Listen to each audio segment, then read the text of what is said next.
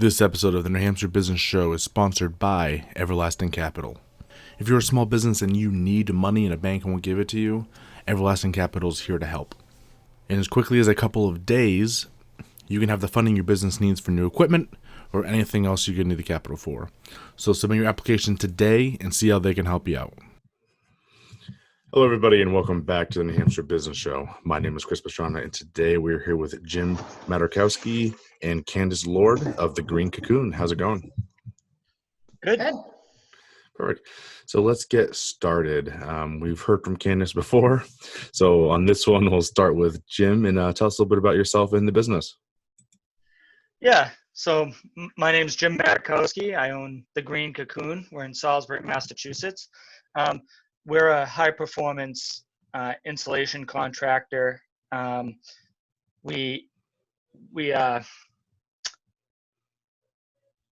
that's what we do. We install insulation. Okay. So when you say insulation, you're talking about residential or commercial?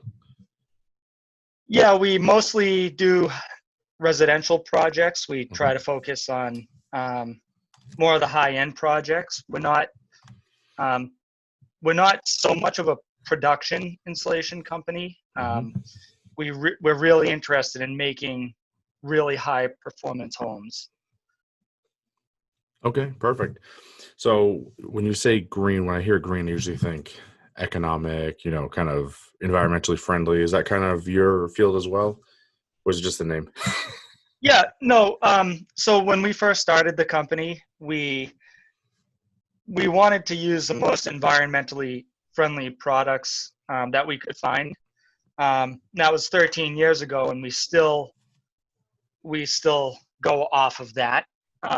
So we're always looking for the best technologies that we can find, the greenest products, and not just the greenest products in terms of the product's embodied energy, but also we will engineer a house or a project or whatever it is that's going to be insulated to also use the least amount of resources possible. We'll also consult with contractors and homeowners on the most, the best way to get their project done within, their budget. Awesome. That's pretty good. Cool. So Candace, let's jump in a little bit into what you do. So Jim is the owner of the company and you're the vice president?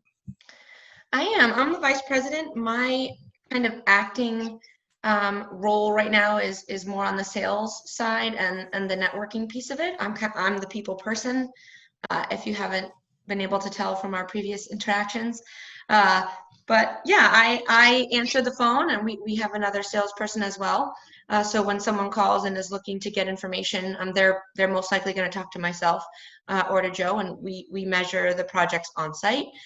We get estimates out pretty quickly, and then I'm kind of the person that is working really closely with builders and architects and homeowners, like Jim said, to find out what's the best material for their project, and trying to stay within their budget, or sometimes the goal is to more so educate them what their budget should be based off of what kind of performance that they want, because they don't always line up.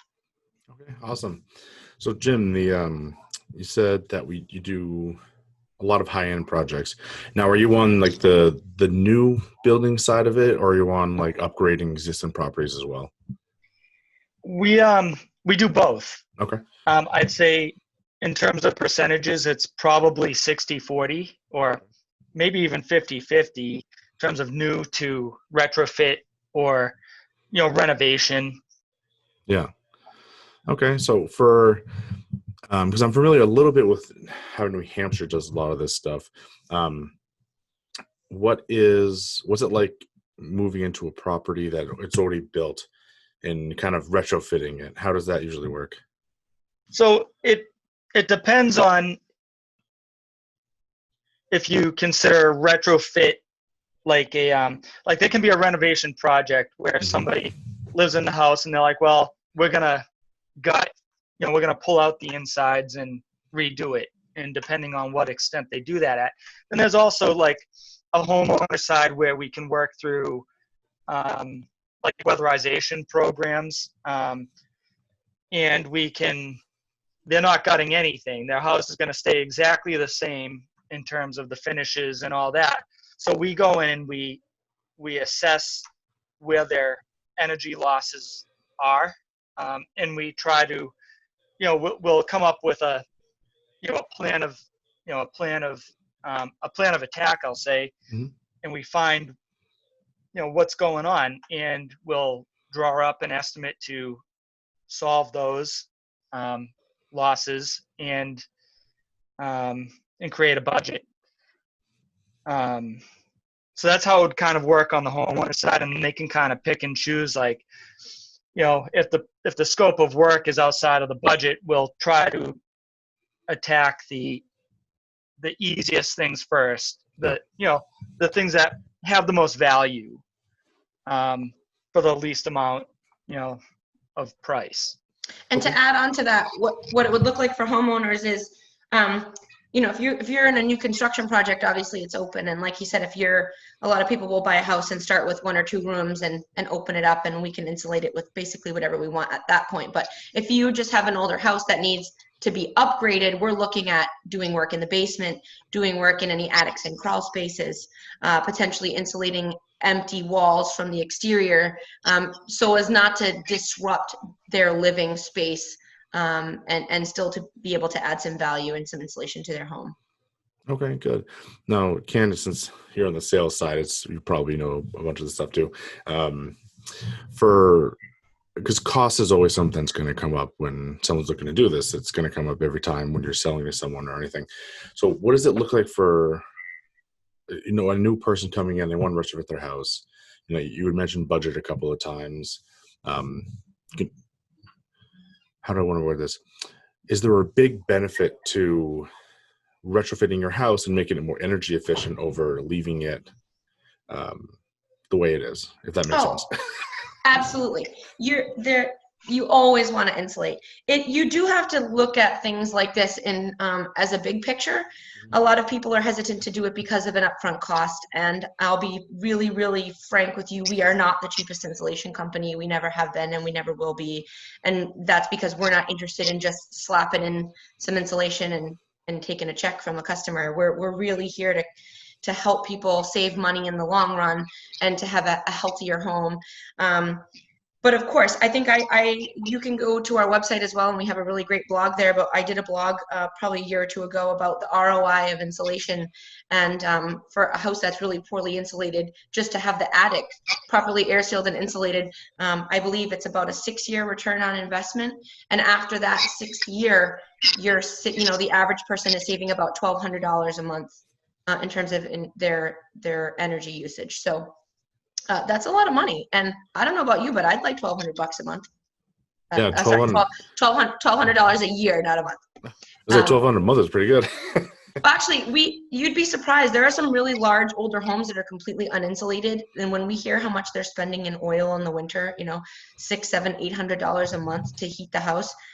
I mean, when you cut that in half or even by 2/3, that's a serious amount of savings. So what you save really runs the gamut in terms of the size of your house and how well it's insulated. Yep. But everyone will eventually save some money long term. You just have to think about your upfront investment. Yeah, pretty cool. So let's jump onto the business side of things, Jim. So I know you have Candace here. You already mentioned another salesperson. How many people work for the Green Cocoon? Well, before this pandemic, yeah, we're about 14. Right now I think we've got 8. Okay. So how is that? Because a lot of the businesses that I deal with and come on the show are 1, maybe 2 people. So you're actually a pretty good sized company compared to a lot of the people that come on. What's it like running a business when it's starting to get a little bit bigger? It's some things get easier and some things get a little more difficult.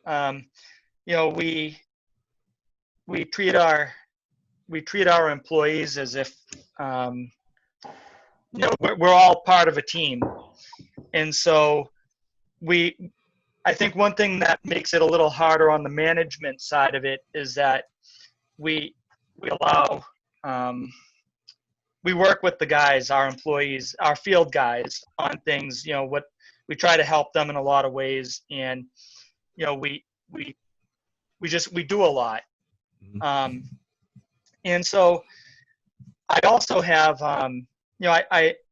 I have management, which makes things easier. I have an operations manager that works directly with the guys and answers their questions and helps them out and orders them what they need.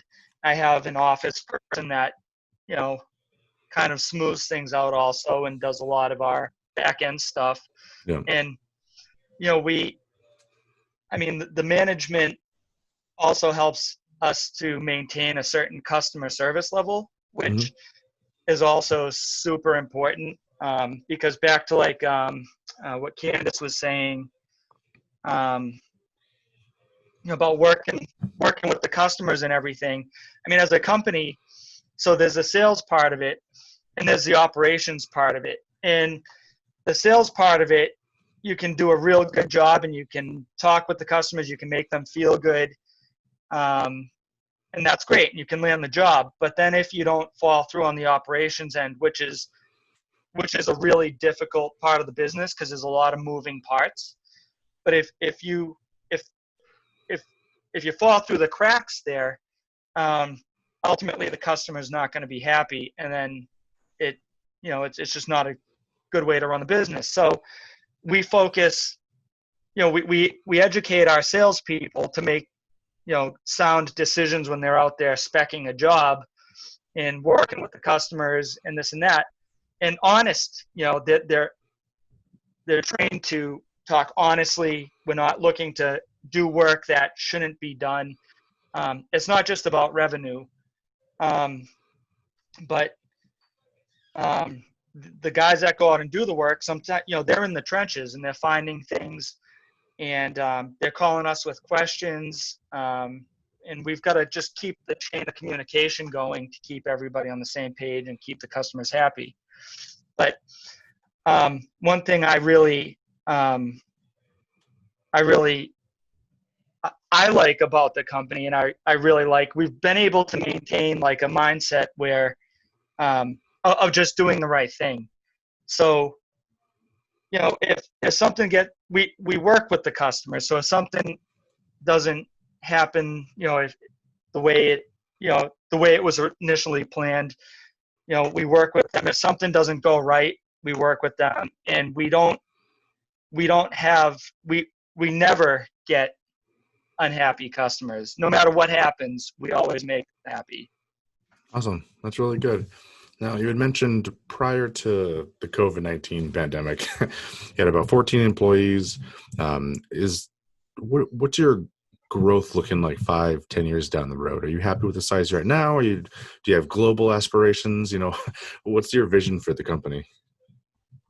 I'd like to continue to grow.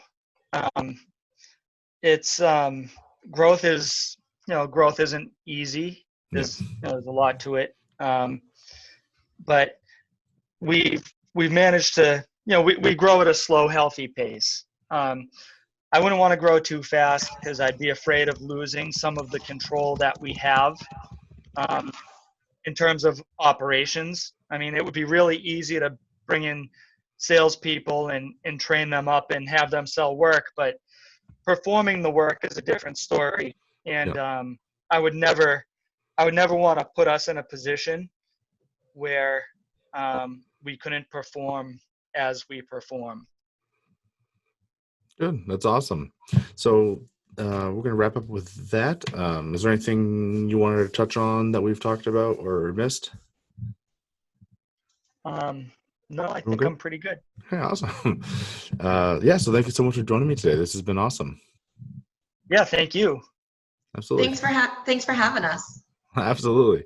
So thank you guys so much for watching. Definitely reach out. Oh, so I forgot my last section. How do people reach out and get a hold of you? People can check out our website, which is www.thecocoonr.com. greencocoon.com, and Cocoon is Cocoon, because nobody ever has to spell that word and nobody really knows how you're supposed to write it. And the same thing, the Green Cocoon, we're on Facebook and Instagram, and you can also send an email to info@thegreencocoon.com. All right, perfect. Well, thank you guys so much for joining me today, as I said, and everyone be good. You too. Thanks a lot. Bye. Want more New Hampshire Business Show? Find us at iTunes, Stitcher, iHeartRadio, and www.nhbusinessshow.com.